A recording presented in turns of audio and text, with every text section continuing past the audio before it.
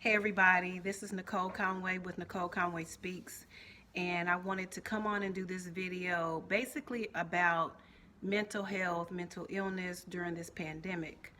As a lot of you know, and some may not, I have in my past between the ages of 20 and 30 suffered from 3 nervous breakdowns, from issues I had never tackled, issues I never talked about, things that I'd suppressed over the years, and I just moved them to the back of my mind and I didn't think about them anymore. And with mental illness, you never know what may trigger it. It could be a smell, a taste, you could go somewhere, and something familiar could jog you having a episode, becoming depressed again. Some people deal with schizophrenia, some with anxiety. I was diagnosed with severe depression. But now with this pandemic, it's more than just depression. It's anxiety, not knowing when this is going to end. Will I be able to go outside again, outside of taking a drive here or there or taking a walk? When will I be able to have the freedom of moving around like I like to, like I used to? And then even more so, when you are going through this quarantine and depression and anxiety, you use all the tools and all the manipulatives that you've used over the years to be a healthier you, to be a person that can maneuver each day and be okay, to pour into others. But then there are those days that you feel sad, or you don't want to get out the bed, or you don't want to take a shower, and you don't want to do anything. You just want to stay in your place of comfort, and you don't want to be bothered, nor do you want phone calls or anything else. I caught myself falling into that since I have been going through this process during this pandemic. I would come up in the morning, I would get up and wash my face and brush my teeth, and I would come in the living room in my pajamas and my favorite robe, and I would sit in the same place every day, all day. I didn't realize that that's what I was dealing with, but after a period of time, I noticed that I wasn't being productive. I wasn't getting anything done. I didn't feel motivated to do anything. The most that I could do was go in the kitchen, make my coffee, and sit down. I didn't have to have a breakfast. I didn't have to have all that. I just want to sit in front of my computer, text message, or post something. But that's about it. And the other thing that triggered for me was I just lost my mother on April 10th on Good Friday. My mother had been sick for a while, but it finally got to the time period where she was tired, and we all respected that, and she left. Well, I've had time to mourn her, but I didn't have enough time, and I didn't realize it. And yesterday, I think I hit rock bottom.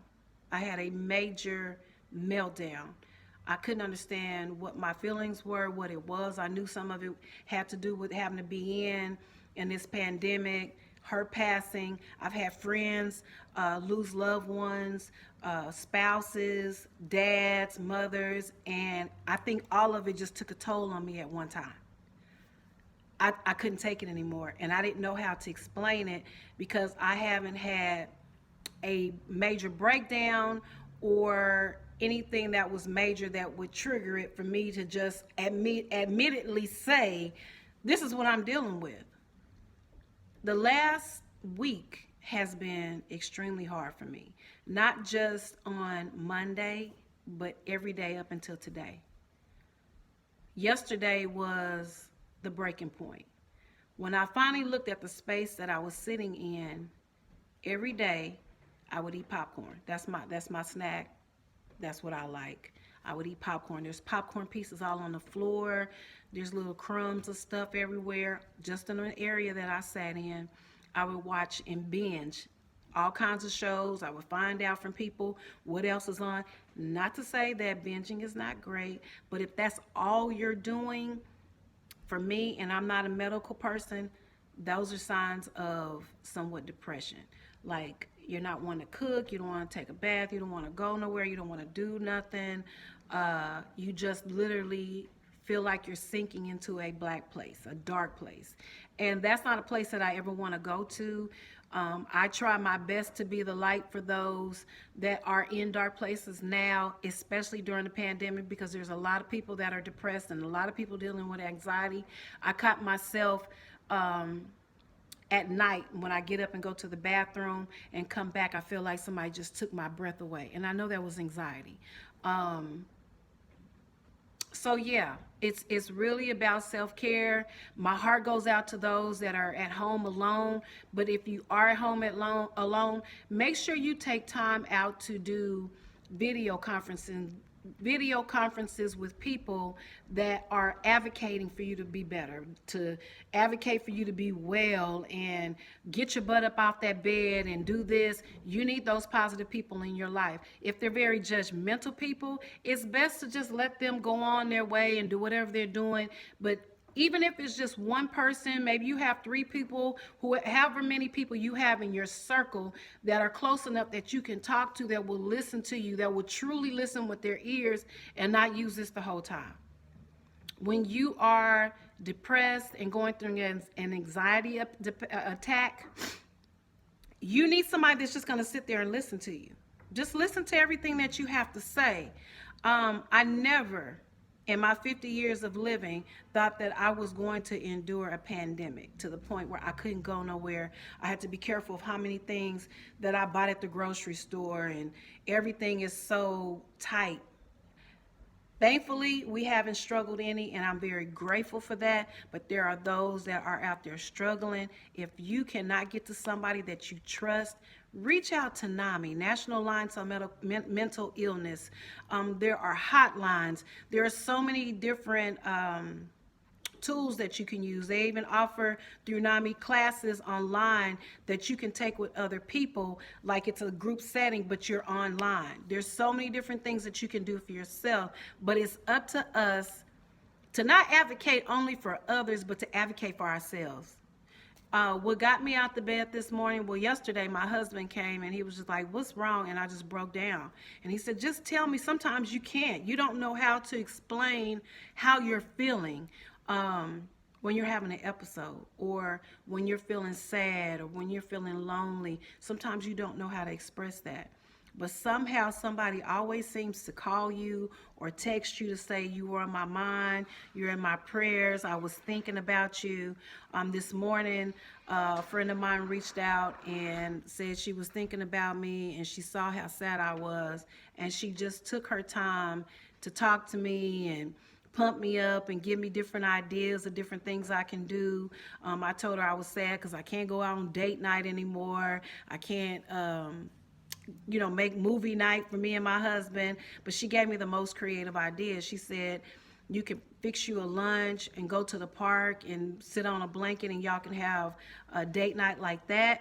You can come home and set up a whole little movie situation at your house and do the same things that you were doing outside, you can do inside. So I really wanted to take the time out to reach out to those that are in the dark. You're not going to stay there. It's not always going to be darkness. It's not always going to be like this. On the other side of this, there is light. But while we are going through these situations, it is good to have somebody that offers a flashlight for you, that gives you a candle, just a little bit. Sometimes that's all we need, is a little glimmer of light to get us through these dark spaces and times. And I send out my love and prayers to those that have lost loved ones during this time. This is a very critical time. We don't know when it's going to be over. We're all taking chances and risks going out each day that we go out. Make sure that you remain covered up. Even when they say the city is open, don't take chances and just go out there with no gloves. There's some people that are asymptomatic that you could be carrying it and don't know it, and be around somebody else, and that you could give that to them. So if nothing else, cover yourself up to to protect those other people. Think about other people more than yourselves. Go for a walk each day. I have decided that as of next week, I'm going to schedule my whole day. I was doing it before, so why can't I do it while I'm out?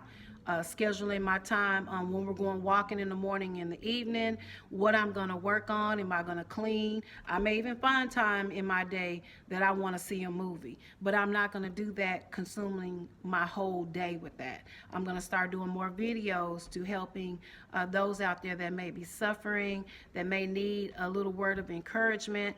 I do post quite a bit on Facebook and Instagram, but I was just giving my friend the same advice. People want to see you. The information is great, but to also see you as an individual, as a person, the person that's dealing with it, or the person that is selling a particular product, your customers and your consumers want to see you as well. So I hope that this video has helped somebody, has encouraged somebody. Just because you may feel that you're in a dark space does not mean that you will remain there. This is Nicole Conway from Nicole Conway Speaks. If you have any questions, inbox me. I will be posting on this video resources, places that you can do these videos for, the group videos through NAMI as a support group. If there's anything I can help you with, or any way I can point you in the right direction to getting what you need to be a healthier you, please let me know.